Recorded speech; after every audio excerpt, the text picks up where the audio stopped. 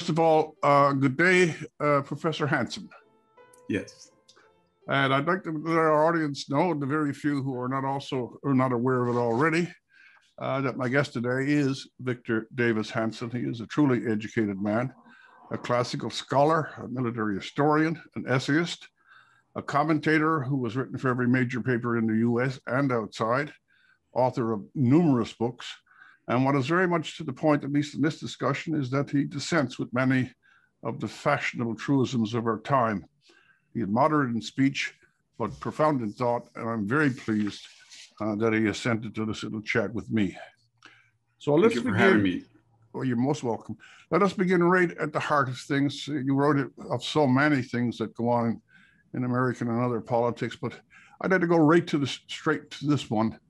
The change in the news media, I don't know over what span of time, but certainly over the last 4 years or so, the news media translating themselves into being the engaged party in politics, submerging stories and bending other things. And it seems to be, it's not just an American phenomenon. We have it up here, but not quite as intense. What damage is that doing? How did it come to pass? And where do people now go if they really do wish to have disinterested accounts of events? Well, a lot of conservatives say, well, they're doing damage to themselves because they're not auditing their own. And therefore, somebody like Joe Biden gets away with saying embarrassing things, and he wouldn't if he thought there was deterrence. That may or may not be true, but they do a lot more damage to traditionalists in the country because they've basically fused with the progressive movement. They're indistinguishable. So Joe Biden ran a virtual campaign. He was only out about an hour or two. He had scripted questions known in advance, teleprompted news conferences, and we were all pretty much aware of that, but nobody ever dared say it. Then it was all Donald Trump. Then Donald Trump disappeared. I mean, he's not president. He can't tweet. He's been banned from social media. And the result is there's no Trump demon and there's no 2-hour workday. And all of a sudden, Joe Biden's got an 18-hour job and the con is sort of exposed. So now the media is saying, well, we don't take questions and we shouldn't take questions and he won't take questions. And so they're very desperate when such a lie or such an untruth is there and they've fabricated an alternate reality that can't be supported any longer. And so I don't know what the reckoning point is, but I think it's getting close now. I think you're a little more optimistic than I, but then you know a lot more. But I want to pursue this even a bit further. If you have, as the relayer, media, meaning in the middle, as the person or the institution that translates or transmits from the persons in power to the citizenry, or who has such a role, such a commanding role, in the persuasions that take place during such a thing as a presidential election.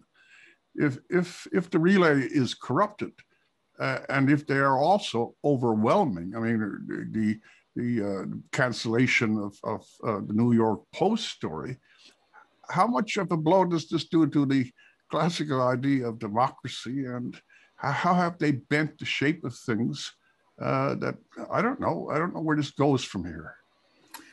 Well, they're kind of like a predator that chases their prey. So people knew that the New York Times was not the old New York Times, the Washington Post was not the old. So they had maybe the New York Post, and then they went after that. And then people said, well, we always have social media. We have alternative Twitter. And then they went after that.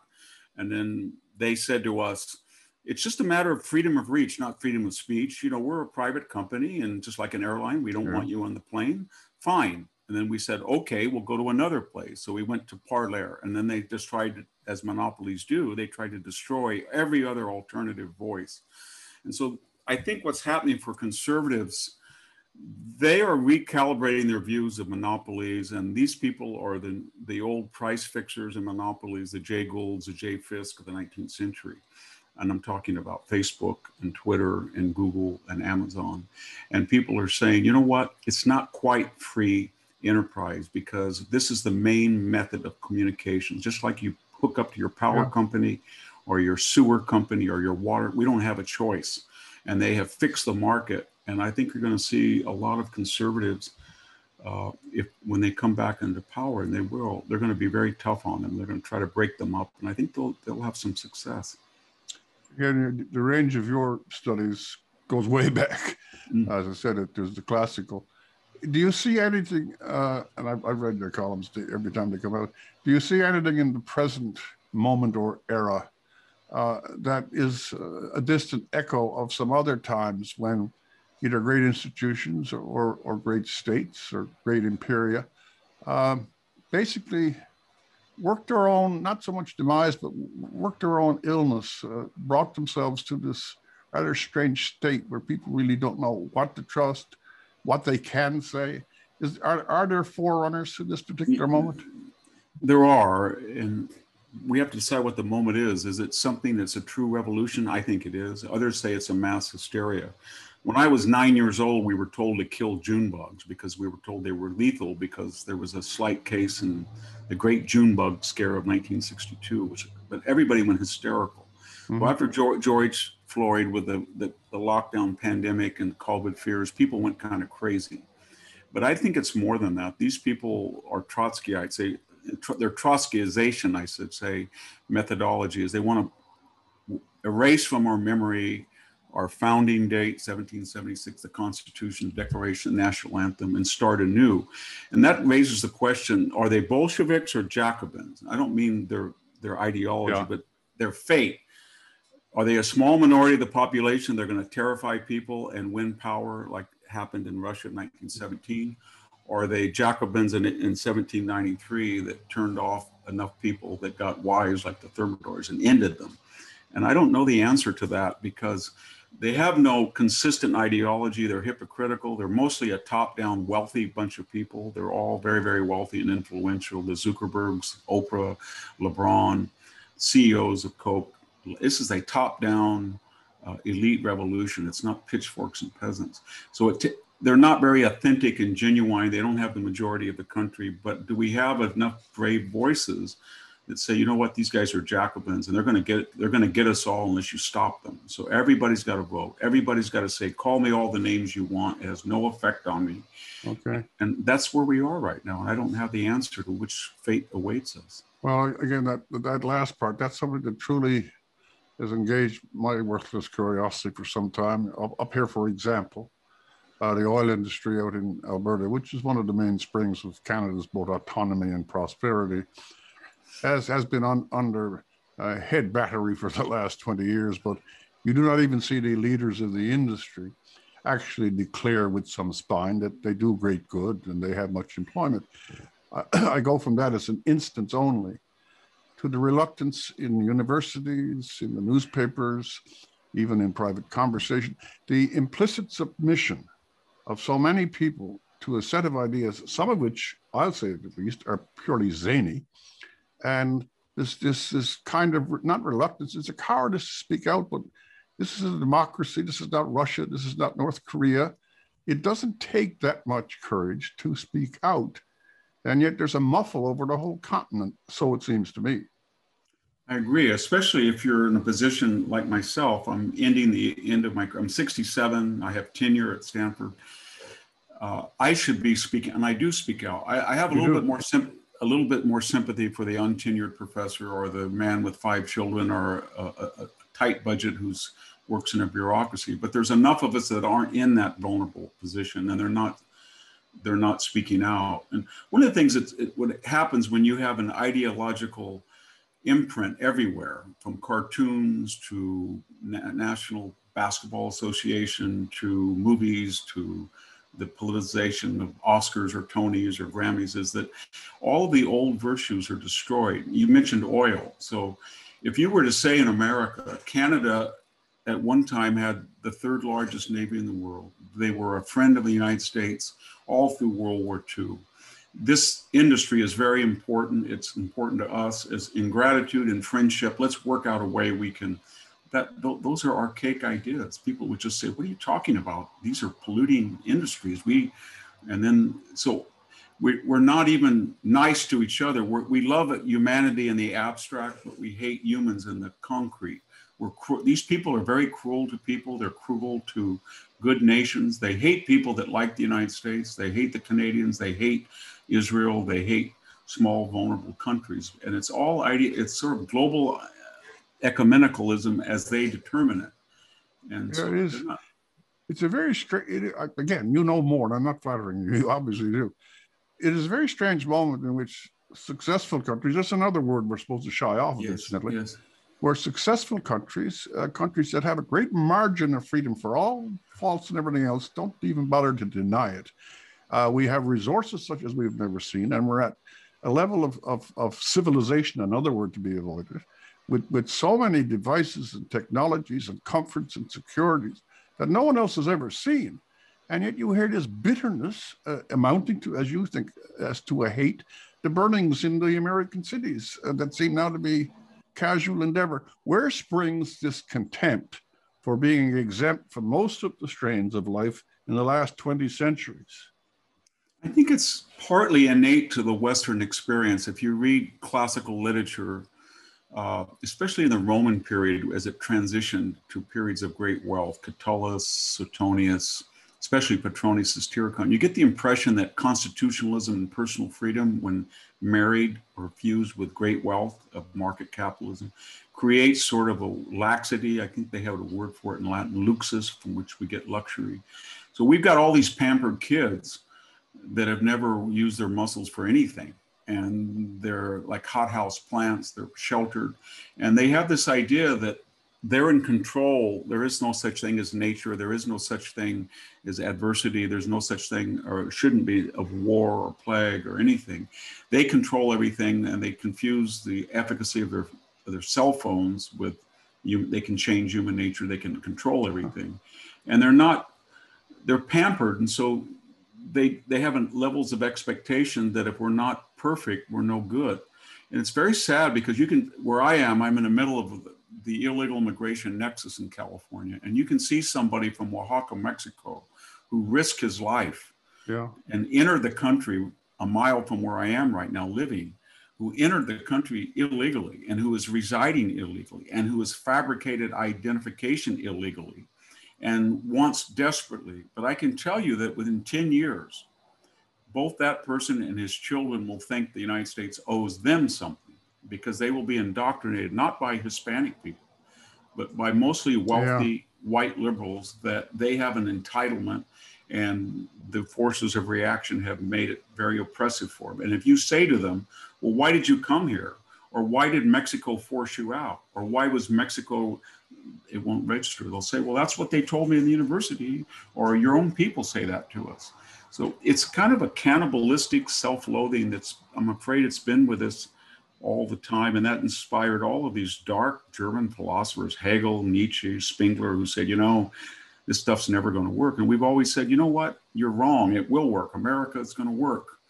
But it's a very fragile idea, multiracial democracy. You got to nourish it, and not one generation it's lost if you don't see how unusual and how difficult it is to sustain. I'm glad you used two words there, that it is so unusual. It is an abnormality. You're the historian. It is. It is an abnormality for nations or peoples to be, I'll use the same term, to be exempt from disaster, from exposure to outside force, from tyranny, in many cases from famine or calamity. To have a situation, Canada is one, you people up to now at least are yet another, that more or less compared even with the present world, not the past, they have tsunamis, they have tremendous poverty, they have famines, they have civil wars, many have tyrannies. So even looking at it in the present context, this demolition or attempted demolition, I won't call it paradisical, but of a very even-tempered state, is an act of ingratitude apart from everything else. Yeah, I think we don't realize that there has never really been what we're trying to do in North America, a multiracial constitutional democracy or republic, because people are human and their natural birds of a feather flock together, blood and soil affinities are with the tribe, with people who share superficial appearances. People have tried it. They're trying it in Brazil, they're trying it in India, but not with, with different religions and sects and tribe, but not very well. And the Romans were about the only people, the Soviets could do it, but both of them required an absence of freedom during the empire and during the Soviet regime. They had coercion. But the idea that you're going to tell people you have a natural bond with shared principles of the Constitution that make how you appear incidental, not essential to who you are, that was working. But when you come in and as arsonists burn that idea down, and you say you can pick your dorm mate at Pitzer College by her race. There's a place on the Stanford campus where only this group can go. It's called a safe space.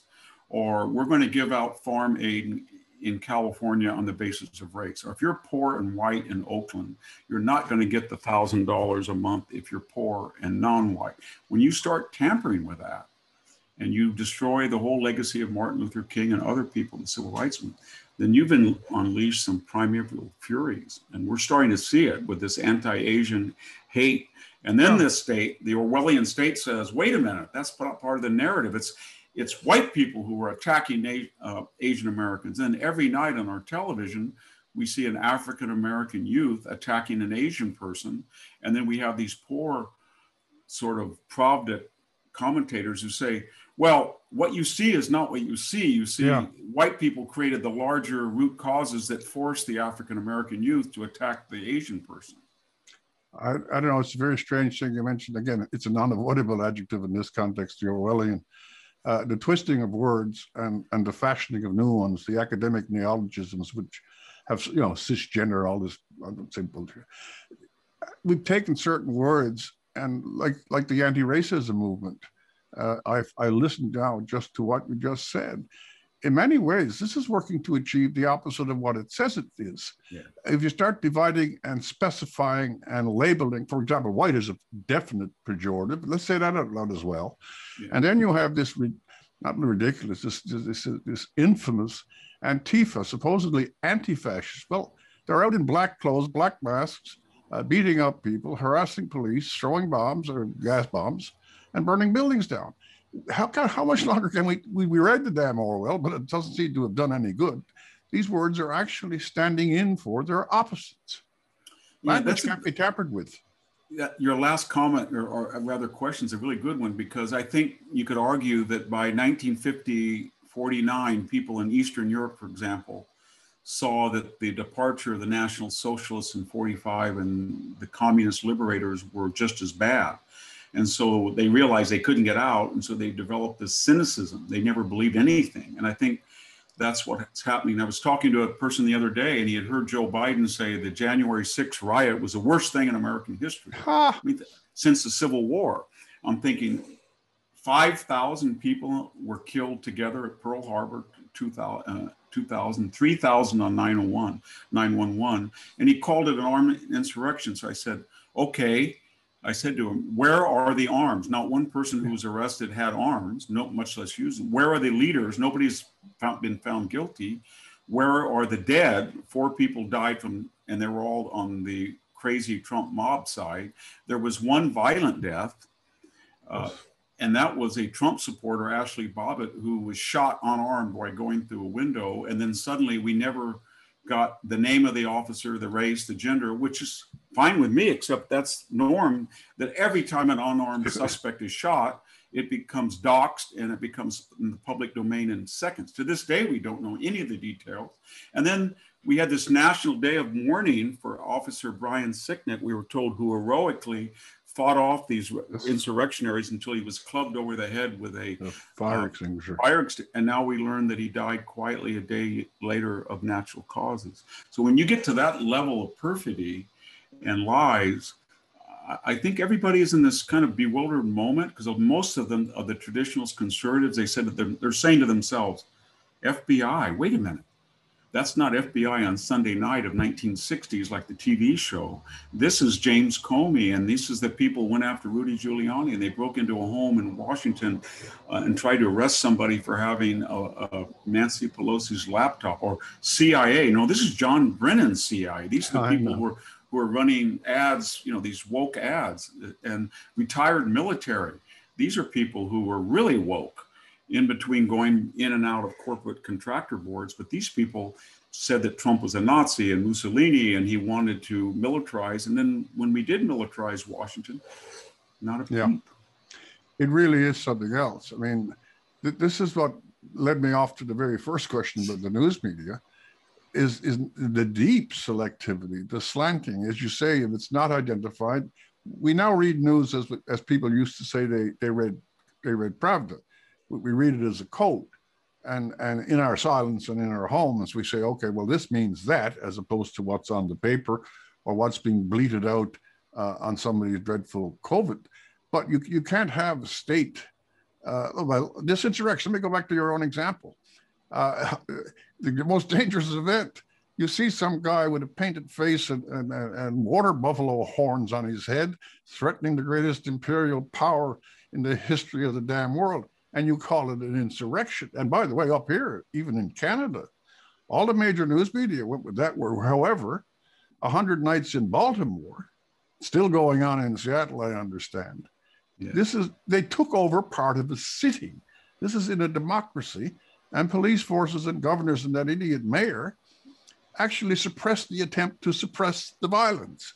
You can't live with contradictions of that depth for so long without something else following. No, you're right. Right now, it's just what's followed is a deep cynicism. So when you talk to people, they turn around like this, as if they're in Hungary in 1956, and they say, well, when I see a story about a killing, a rape, and assault, and there's a picture of the suspect, I know that person's white. If they don't show the picture, I know that's an intersectional suspect. It's going to, so they just have created a whole code now to filter the news through. But what the next step is I think people are going to rise up. I really do. I think in the next, they did Trump a favor, because when they banned him from social media and he disappeared, there's no Donald Trump that can communicate anymore. So if you and I were talking right now, the news today would say, did you see what Trump tweeted today? Did you see what but he's muzzled, and it's ironically been in his advantage. So he's not the scapegoat anymore for everything. And they have to take the world on their own terms that they created. I think a lot of people say, you know what? These people are racist. They're segregationists. They're mean. They're venomous, and they do not like this country. They want to wipe it completely away and start over. And the result will be something like Venezuela and Cuba or North Korea. And I don't want any part of it. That's what I think about 55% have concluded. I think there's another point I'd like you to dilate on, because again, you're there and you know these things. When Mr. Trump got elected, and you're not supposed to say Mr. when you use his name, that's another code, by the way.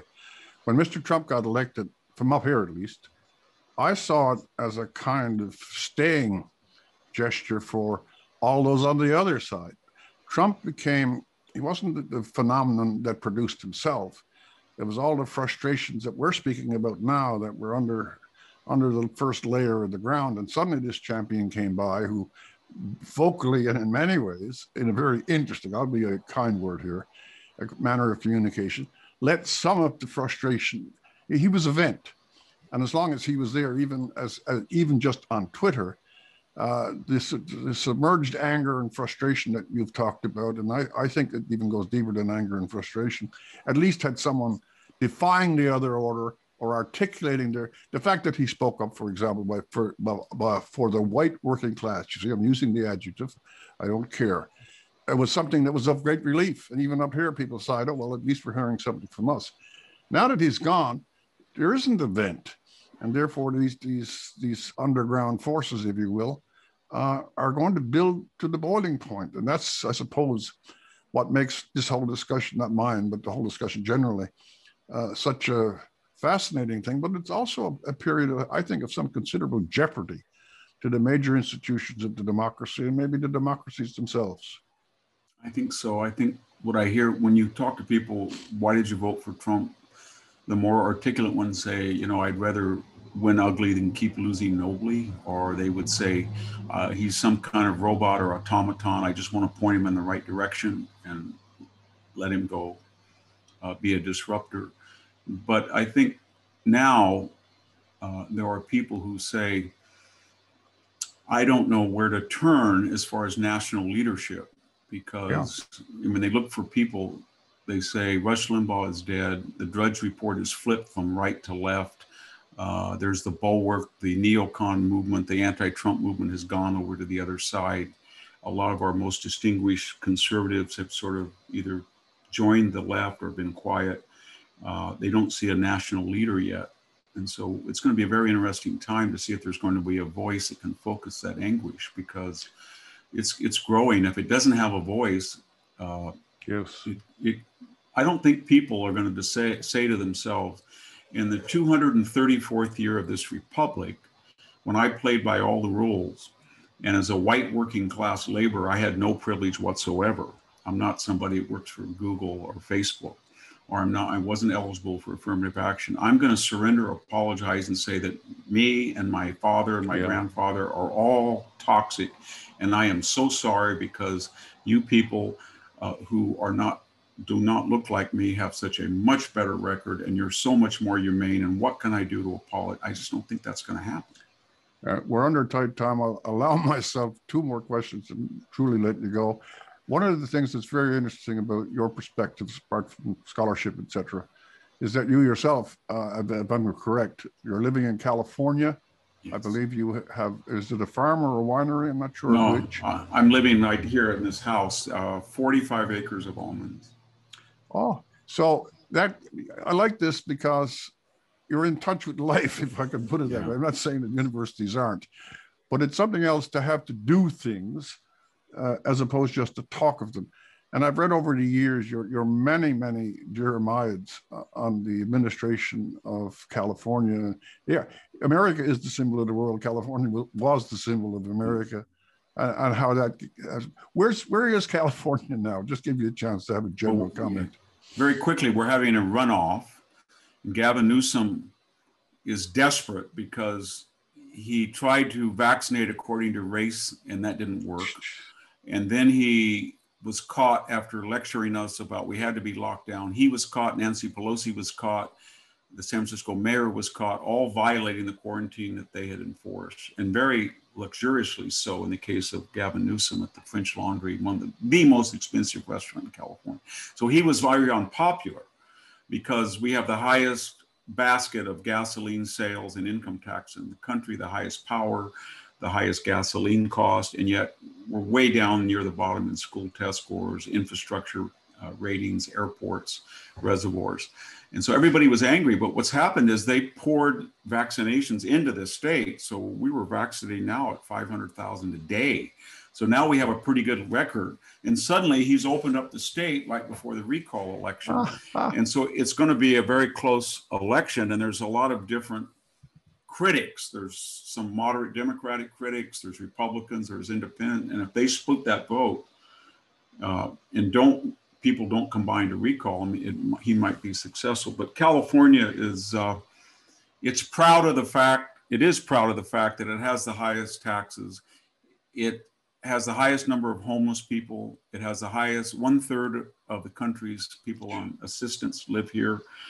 And more importantly, they are proud that we have these high tax rates. And yet it has the highest, I shouldn't say yet, logically so, when you regulate and tax, it has the highest level of inequality of any state in the country. We have a medieval society of coastal elites that are fabulously wealthy, and then an underclass, increasingly Mexican American and Latin American, and the middle class has fled.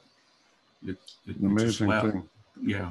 There's a whole hundreds of subjects. I've never even touched on education, which is the root of all these things. But in 30 seconds, because I will keep my promise. What's the state of your optimism over the overall welfare of the country and the tendencies that are present there now? I try to do two things. I try to say to myself, what was it like during the Great Depression as I read and about my grandparents? What was it like during World War II? What was it like during hysterias of the McCarthy period? Yeah. So we've gone through things that are almost as bad. Civil War, people forget it wasn't just the killing of the Civil War, it was the animosity of families. So that's one thing, that we're a resilient society. And then I'm kind of a nihilist, and I always believe that something can't go on forever. It doesn't go on forever, whether that's inflation or debt or whatever. And we're getting to the point now that people are so paranoid and they're so unsure of information and they're so angry that you can even see it in the left. You can really see that they are starting to get a little frightened, either that the revolution is devouring them, or more importantly, that they're going to be targeted. And you can see it by swing senators like Joe Manchin. Now all of a sudden he's telling us, I will not vote for the filibuster. If he doesn't vote for the filibuster, then they can't redo America. They can't pack the court. They can't get rid of the Electoral College. They can't let Washington in as a state. And he's getting emboldened because a lot of these people put their finger to the wind and think, you know what? Yeah. The loud people are 30%, and the quiet people are seething. And I don't want to be on the wrong side. So that's why I'm optimistic. Okay. But history's so fickle that everybody said just what I said about 1917 in Russia. All of the White Russians, all the Mensheviks, all of the constitutional reformers, all the neo-czars said nobody in their right mind would turn this country over to the nutty Bolshevik. Yeah. And so we never know. They did. Mr. Hanson, I told you at the beginning, and I truly meant it. It's a real treasure to talk to you, and I thank you for your courtesy. Thank you for having me, Rex. I appreciate it. You're most welcome, sir.